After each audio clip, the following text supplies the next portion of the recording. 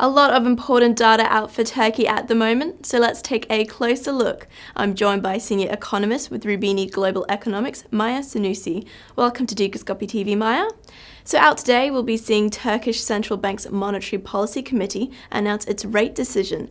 It's generally expected that the bank will keep rates on hold, yet the bank has found itself at the heart of a political storm in recent months after sustained criticism of its rates policies that alarmed markets and sent the lira plunging to record lows. Is there an element of concern for today's decision? What are your expectations? I think there definitely is an element of concern, but my expectations don't differ much from consensus. We see rates on hold today. I think if the central bank were to reduce rates today, that would be a sign that they're caving into pressure, and they would find it very difficult to justify a cut at this stage. Inflation is not falling as much as they were hoping it would. Inflation expectations have also begun to rise again, and all the way through they've remained well above the central bank's 5% target. So they would find it definitely very difficult to justify. That said, I do expect some cuts going forward. Not today, but probably maybe April or May. As you'll remember, on Monday, we saw Turkey's unemployment rate reach a 4-year high, increasing to 10.9 from 10.7 the previous month.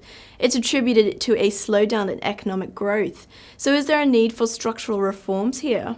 That has been our view for a while, and I don't think anyone is denying that there is a need for structural reform.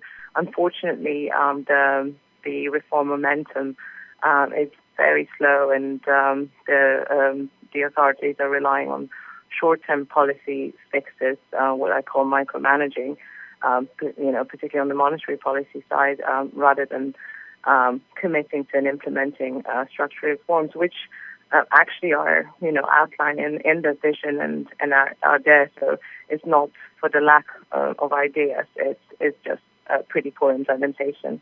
Looking ahead to consumer confidence next week, it reached record lows of 67.71 in January this year. What should we be seeing next week in the current economic climate?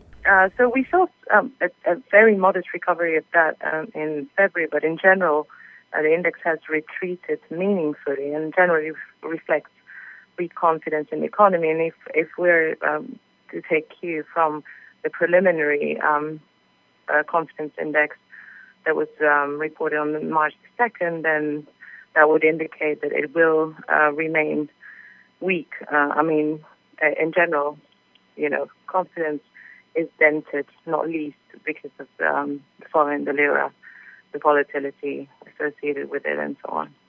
Maya Senussi from Roubini Global Economics joining me there. That's all from me for now. Thanks for tuning in, and remember to keep clicking back to Dukascopy TV.